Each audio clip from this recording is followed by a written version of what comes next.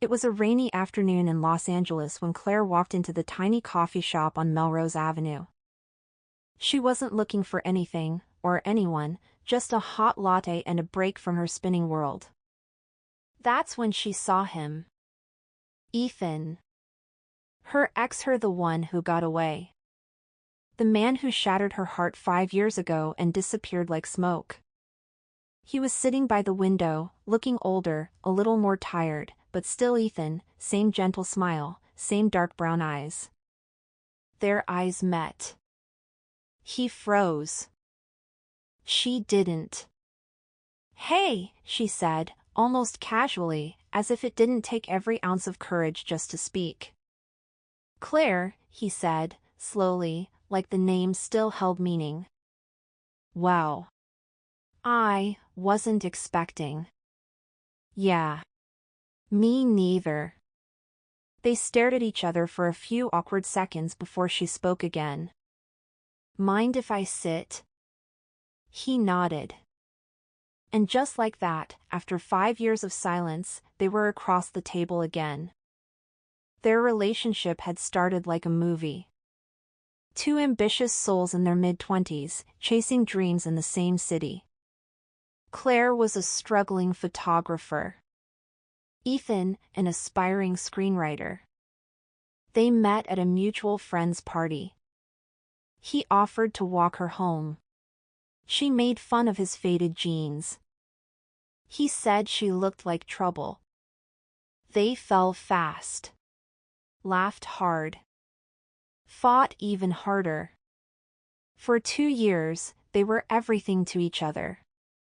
But dreams didn't pay rent, and bills became arguments. Passion turned to pressure. And eventually, love collapsed under the weight of reality.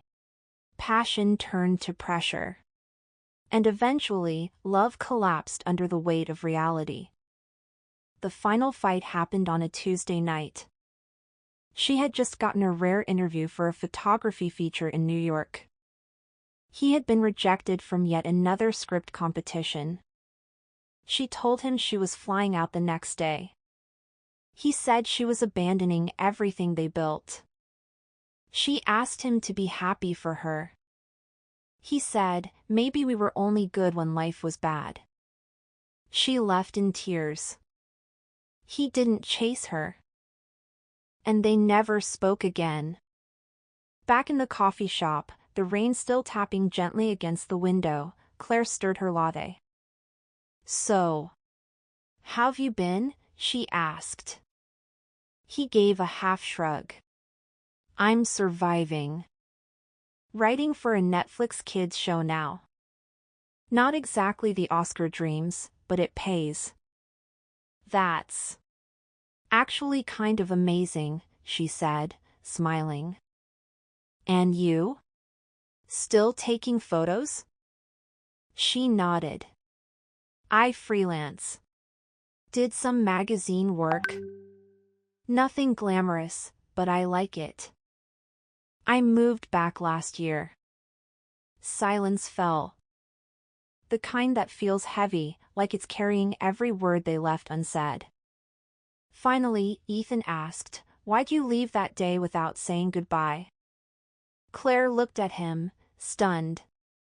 "You think I left without saying goodbye? You didn't call. Not once. You told me I was abandoning us." He looked down, ashamed. "I was angry. And insecure. You were moving forward, and I felt stuck." "You could have said that." "I didn't know how." There it was. The truth they never gave each other. Claire looked out the window. "I waited, you know. For a message. A call. Anything. I typed 100 messages," he admitted. "Deleted them all." "Why?" "Because I thought you deserved someone who wouldn't hold you back." Her eyes softened. "I didn't want someone perfect. I wanted you." Back then, at least. The way she said back then, like it belonged to another life. He asked, "Are you seeing someone?" She hesitated. "I was. It ended last month." He smiled slightly. "Still running from goodbyes, huh?" She gave a short laugh. "Maybe. Are you?" "I never stopped writing about you." That hit her hard. "What do you mean?" He pulled out his phone and showed her a folder of drafts. Every character. Every heartbreak. Every almost love. There you.